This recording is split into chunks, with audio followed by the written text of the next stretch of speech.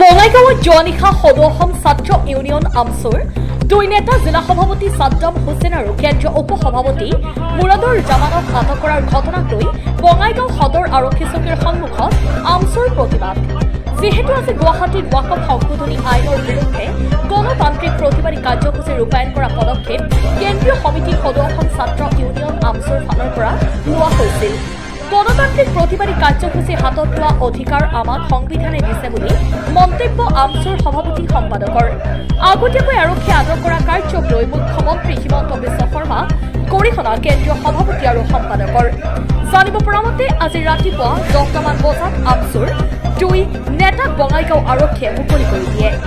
বঙাইগাঁৱৰ পৰা শ্বহীদুল ইছলামৰ সংখ্যালঘুসকলৰ আন্দোলন বন্ধ হ'ব সেইটো মিছা কথা, এইটো পুলিচৰ ভুল ধাৰণা, ভ্ৰান্ত ধাৰণা। আমি পুলিচ বিষয়াসকলক কৈছোঁ যে আপোনালোকে যিটো কৰিলে সেইটো কোনো অগণতান্ত্ৰিক এটা কাম কৰিলে, গতিকে সেইটো গ্ৰহণযোগ্য নহয়। কাৰণ আপোনালোকৰ প্ৰতি মানুহৰ আস্থা আৰু বিশ্বাস আছে, কিন্তু আপোনালোকে আস্থা আৰু বিশ্বাস হেৰুৱাই পেলাইছে যেন আমাৰ অনুভৱ হৈছে।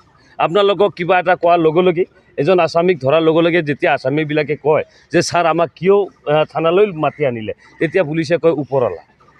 পুলিচৰ কিহৰ ওপৰৱালা থাকে?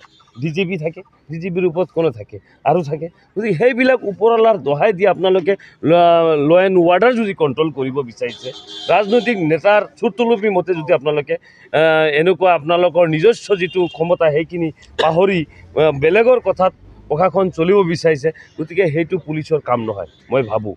গতিকে আৰু যিটো আমাৰ ৱাকফ সংশোধনী বিলৰ যিটো আইন কেন্দ্ৰীয় চৰকাৰে যিটো আমাৰ সংসদত, ৰাজ্যসভাত বা লোকসভাত পাছ কৰিলে, ৰাষ্ট্ৰপতিয়েও তাতে চাইন কৰি দিলে।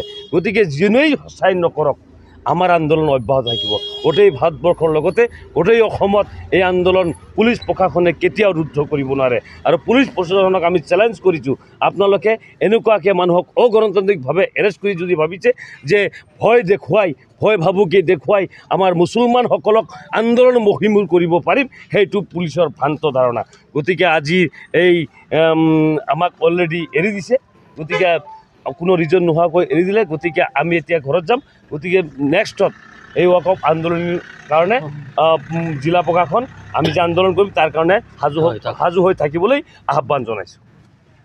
চাওক, ৱাকফ সংশোধনীয় আইন যি প্ৰণয়ন কৰিছে চৰকাৰখনে, সেই ৱাকফ সংশোধনী আইন বাতিল কৰাৰ দাবীত সদৌ অসম সংখ্যালঘু ছাত্ৰ ইউনিয়ন আমছু কেন্দ্ৰীয় সমিতিয়ে গুৱাহাটী চচলত এক প্ৰতিবাদী কাৰ্যসূচী অনুষ্ঠিত কৰিছিলে। সেই কাৰ্যসূচীত আমাক যাব নিদিয়াৰ কাৰণে অসম আৰক্ষীয়ে যোৱাকালি আমাক কৰায়ত্ব কৰিছে। এই কাৰ্যটোক আমি সদৌ অসম সংখ্যালঘু ছাত্ৰ ইউনিয়ন আমছু বঙাইগাঁও জিলা সমিতিয়ে তীব্ৰভাৱে নিন্দা কৰিছোঁ, গৰিহণা দিছোঁ। আৰু অসম পুলিচৰ এনেকুৱা ধৰণৰ হতভাৱী যিবোৰ সিদ্ধান্ত, যি কৰ্মকাণ্ড, তাতো আমি নিন্দা জনাইছোঁ।